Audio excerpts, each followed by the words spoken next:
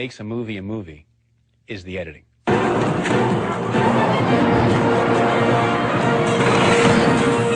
I've been in the business for, I don't know, 37 years, I think, something like that. And I did not really realize what editing was until I was in the editing room myself. There's magic to editing. Magic is a discovery of something new that wasn't intended, that works for the movie. Once you start to realize that film is the sum of editing, then editing is the thing you're always looking at.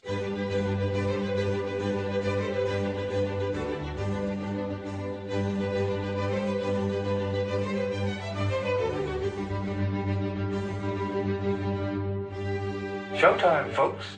I think great editing skill will protect a director from suicide.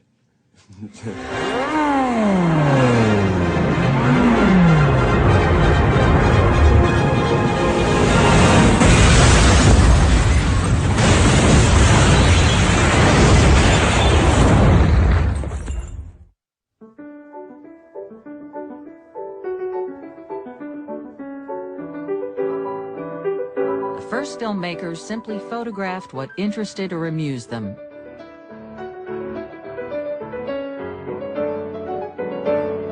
They held a shot until they got bored, or the film ran out.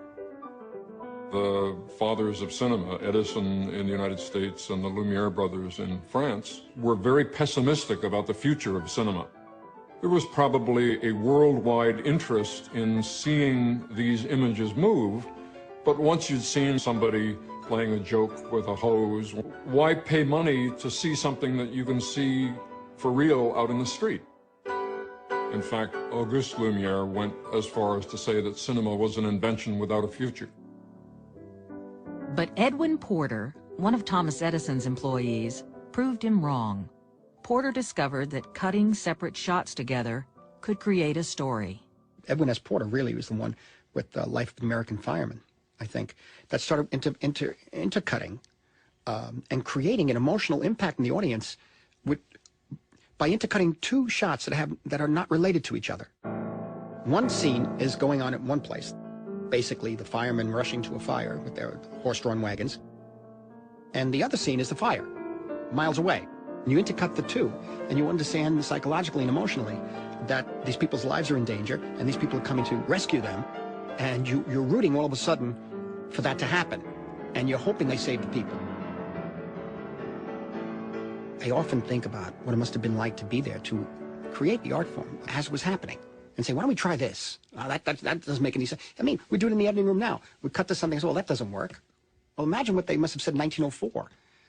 The Great Train Robbery was Porter's next film. That's when you really begin to see the possibilities. And I'm not saying this because I'm an editor, but the invention of editing is the thing that allowed film to take off. It's the equivalent of the invention of flight. Both human-powered flight and motion picture editing were invented in the same year, and they have similar kinds of effects. The invention of editing gave birth to a new art and a new language. A language that can transport us in the blink of an eye from the vastness of the desert to the mysteries of the human face. A cut can bridge millions of years, connecting the prehistoric past to an imaginary future. Editing can slow down time or speed it up. The timing of a cut can startle audiences. I'm cleaning out a crooked laundry, see? Or amuse them. There's a dope fiend with a long knife trailing after me. I'm in great danger.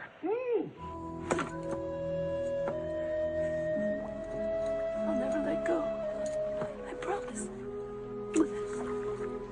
The choice and length of shots shape our response to everything we see on the screen. And editing is why people like movies, because in the end, wouldn't we like to edit our own lives? I think we would. I think everybody would like to take out the bad parts, take out the slow parts, and look deeper into the good parts. I started working on what used to be called the upright moviola, which is a machine, editing machine that looks something like a green sewing machine on legs. I switched to computer editing in the mid-90s. The editor has to be, he's sort of the ombudsman for the audience. As an editor, you only see what is on the screen, not what was going on at the time of shooting. And that's how it's going to look to the audience. I make it a principle not to go on the set, not to see the actors out of costume, not to see anything other than the images that come to me from location. A major Hollywood production shoots almost 200 hours of film. Unspooled, the film would stretch from LA to Vegas. An editor may work for months, even years, crafting this footage into a 2-hour movie. The finished film will contain thousands of shots, each measured in frames of 1/24th of a second. For a writer, it's a word, all right? For a composer or a musician, it's a note, all right? For an editor and a filmmaker, it's the frames, all right? And you know, the 1 frame off or 2 frames added or 2 frames less is the difference between a sour note and a sweet note. It's the difference between clunky, clumsy crap, all right, and orgasmic rhythm. Verna Fields made many good contributions to Jaws. We all refer to Verna Fields as Mother Cutter because she was very earthy and very maternal. She cut her films at her house, in her pool house in the San Fernando Valley, and it was a very Hamish kind of workplace. The shark didn't work as well or as often as it was supposed to work according to the screenplay. That's the spot. We had a contest where Verna would stop the moviola on a frame where she wanted to make the cut, and I would stop it where I wanted to make the cut. And if ever we stopped it on the same frame that had already been marked with a grease pencil X, we knew that was the right frame on certain things where we didn't agree. And all of our disagreements always happened with that darn shark. Verna was always in favor of making less to be more.